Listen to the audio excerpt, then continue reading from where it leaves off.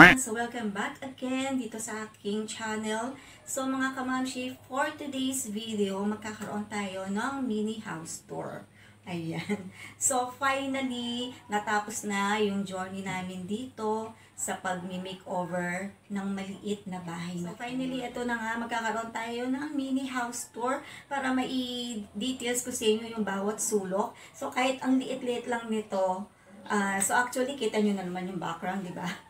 Parang isang lang, kita nyo na lahat. Pero syempre, i-detail ko rin yung bawat sulok. Kaya, tara na! Okay guys, so ito na ang itsura nito before.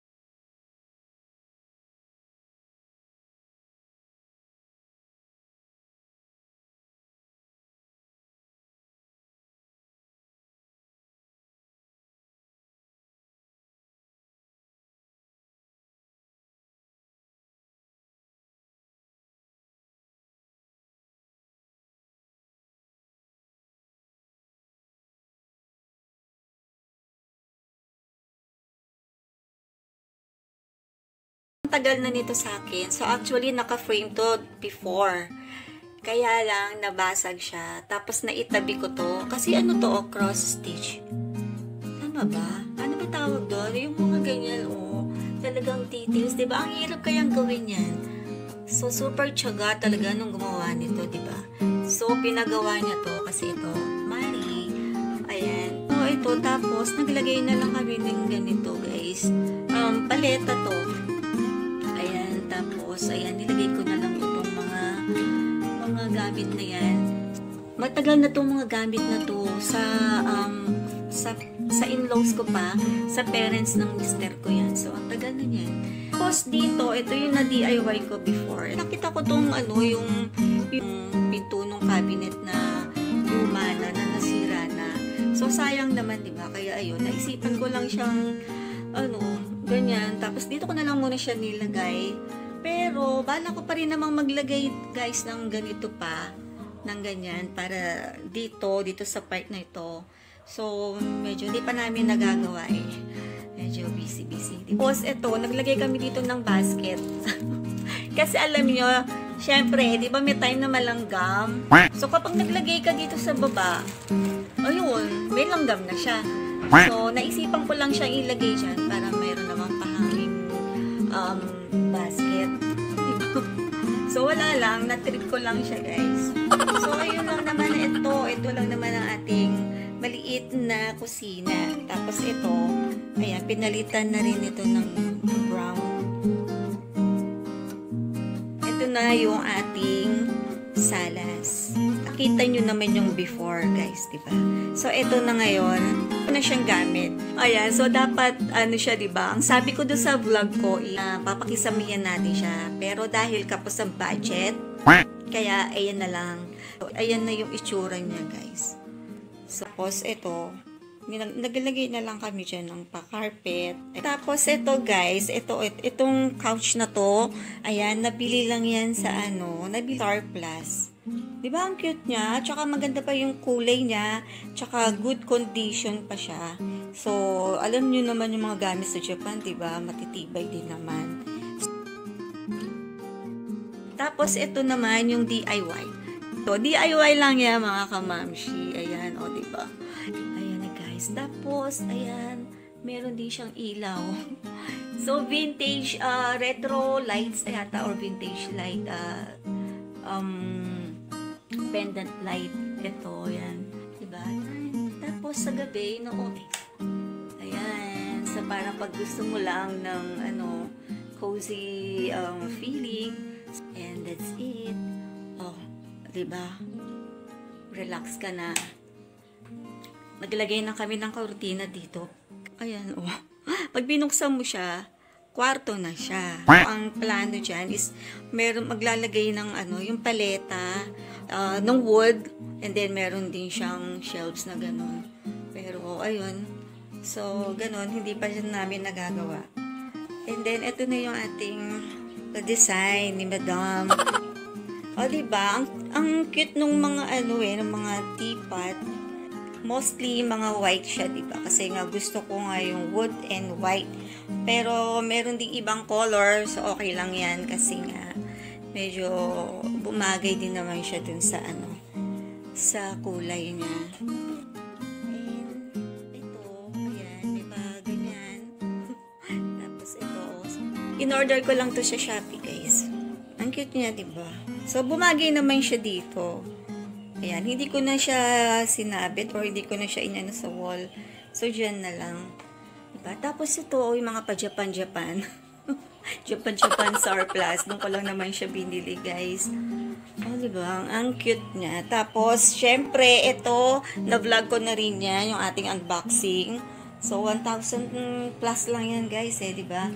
So, ang cute naman niya kasi nga, wood and white din yung kanyang combination. And then, ito, naglagay lang din ako nito. And then, ito, diba? Ang cute nito, yung mga dried leaves na ganyan, no?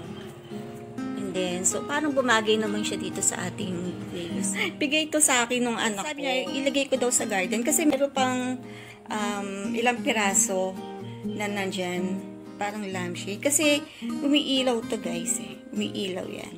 Ayan. Tapos, kanina, nakita ko, itong kahoy na to, na nandun sa labas. Na naman yung isip ko, dahil alam nyo naman si Mamshi, medyo may pagka-creative. Para na rin siyang lampshade. Ito, meron pa siyang ganyan. Ayan, oh. So, made in China to, guys. Hindi ko nga alam kung magkano bilhin ng anak ko dito. Basta, binigay lang niya to sa akin. Ayan, to, on natin. Ayan. So, ayun, di ba? Ang cute lang niya. So, para na rin siyang lampshade. Hindi ko alam kung Christmas tree ba to or what, di ba? So, parang Christmas tree ba? So, anyway, pwede na rin sigurong Christmas tree yan. No? Pwede, di ba? Lagyan na lang natin ng mga ganyan. Ito nga pala, yung halaman. So, guys, ano to? Noong una, akala ko gabi to. Kaya sabi ko, pat ang laki. Palaki siya ng palaki. Yung pala, ano siya, yung elephant ear daw ang tawag nila dyan. So guys, tama ba? Sa paligid dyan ba elephant ear to? Malaking gabi lang. Anyway, so ayan, basta nakyuta lang ako sa kanyang dahon at nakakaaliw. Diba? So ayan, nilagay ko lang siya dyan sa sulok. Pero pag nilalabas ko rin siya kasi, syempre, parang hindi naman siya pang indoor. So, naaliw lang ako kasi ang cute talaga nung dahon niya. Kaya pinasok ko siya dito. Ayan, tapos, ito, meron pa tayong pa-draw pillow dito. So, guys, sa Shopee ko lang binili yan. And then, ito pa, guys, Marami kasi dito mga pinaputulan ng mga puno. Kaya, ayun. Ganda, diba? Ayan, tapos, ito na yung ating salamin. Tapos, ayan, ito. It's so good to be home. So, ang nice niya. And then, ito na yung ating CR. So, nakita nyo yung before. Diba? So, ito na yung final look niya, guys. Tapos, yan, o-open yan dati. Kaya, ang ginawa ni Mr. ko, ayan, nilagyan niya ng ganyan. Ayan, para naman, design na rin siya. Diba? Ang cute niya. Sa paleta lang yan. And then, ang ginamitan ko siya na, yung oil wood paint. Mahogany.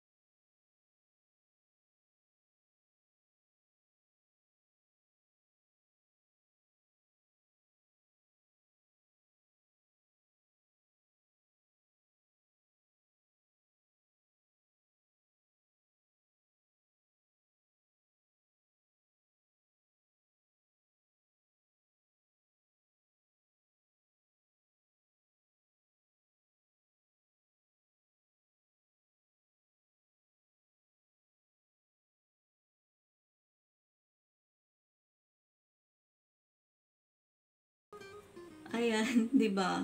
Wala.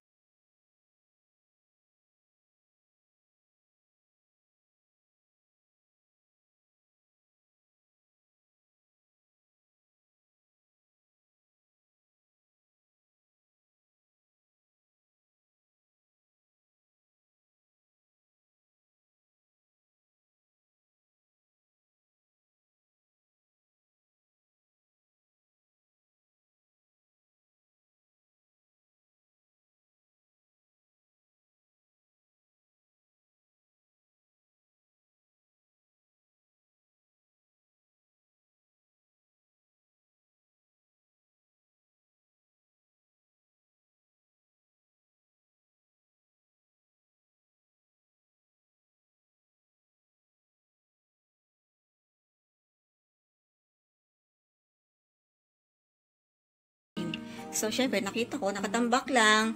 Kaya, ayun, parang ganyan na lang.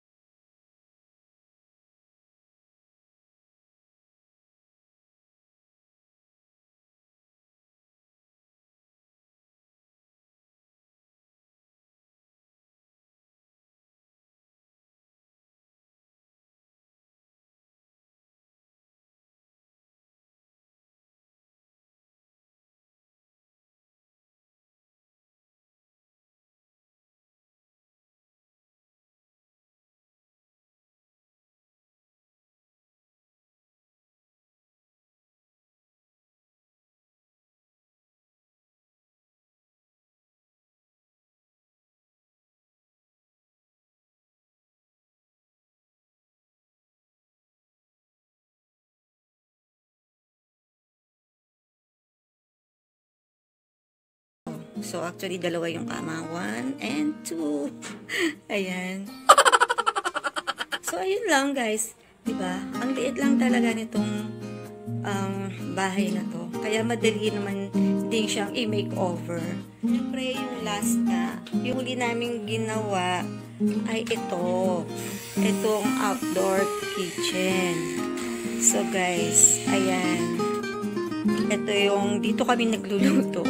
Kasi nga, syempre, maliit lang ang bahay na to. Kaya, syempre, pag nagluluto ka dito sa loob, mainit. So, yung init niya, yung amoy niya, nandoon na. Kaya, ito, may extension. Nandito yung dirty kitchen. So, ayan. So, kasi dito, presko din siya. Tsaka, kapag mahangin. Ayan, guys, diba? Pag silip mo dyan, ayun na yung bukid. Ayan na. Ayan na yung mga pinagkakaabalahan kong garden na maliit. Ayan. Tapos ito na yung labas niya. Ayan. And syempre, si Pablo. Hi, Pablo. Tapos ito, tagal na yan. Obvious ba, diba? Nakita nyo naman sa itsura, super duper, ano na siya. Oo, so, ang cute niya, kaya nilagay ko na lang muna siya dyan. ito, wala pa rin naman siyang platada, hindi pa rin siya okay, hindi pa rin talaga fully finished itong bahay na to, pero ayun, at least konti na lang yung aming i-DIY. i-DIY talaga. Tapos ito, ang cute ito, pampasorti daw to. Ayun, sa Chupan. Pagpasok natin.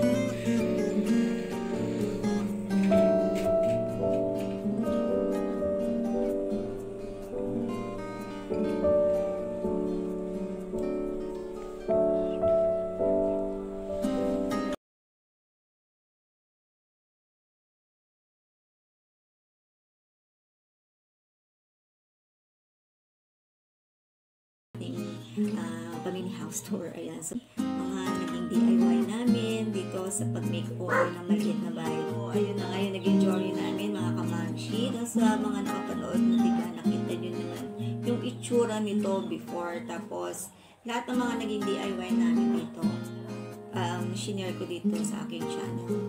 Ayun. So guys, ayan.